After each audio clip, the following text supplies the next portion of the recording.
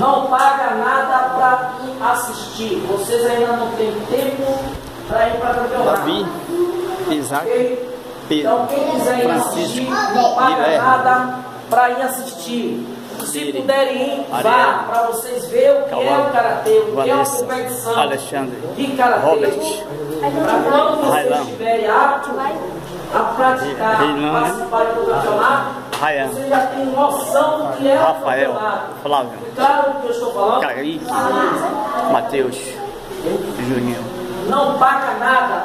Dia 7 de maio, às 14 horas. Cacau, Se gosta da parede, dos dois.